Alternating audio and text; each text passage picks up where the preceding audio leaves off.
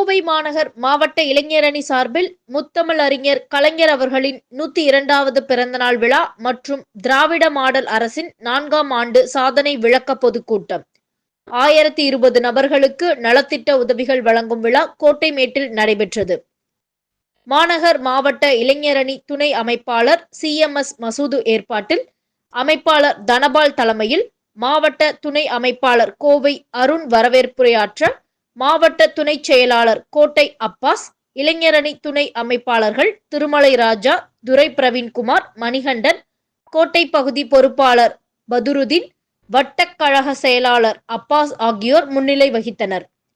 இதில் கழக இளம் பேச்சாளர் மோகநிதி சிறப்புரையாற்றினார்.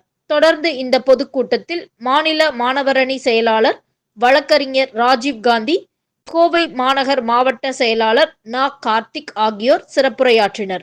பல்வேறு நெருக்கடிகளை இந்த மண் சந்தித்திருக்கிறது.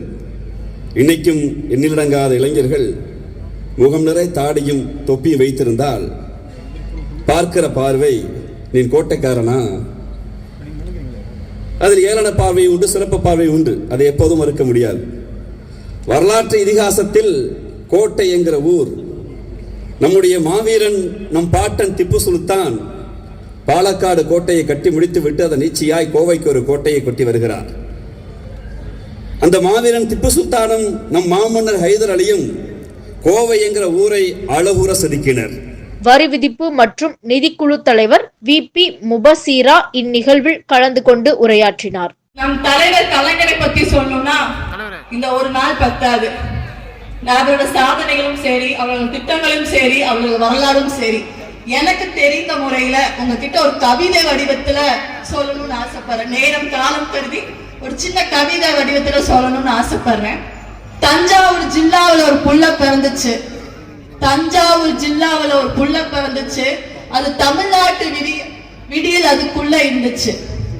தஞ்சாவூர் ஜில்லாவில் ஒரு புள்ள பிறந்துச்சு. தமிழ்நாட்டு விடியல் அதுக்குள்ள இருந்துச்சு. முத்துவேல் வீட்டுல ஒரு மொட்டு மலர்ந்துச்சு.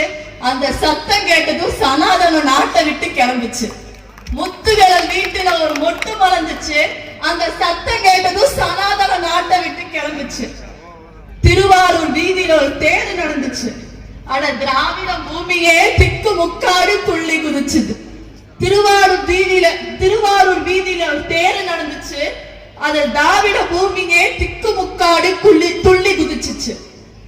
தெற்கால பிறந்த கிழக்கே தமிழரின் விதி விலக்கே, 7 கண்டத்திலும் தேடி பார்த்தேன், இணையே இல்லை உங்களுக்கு.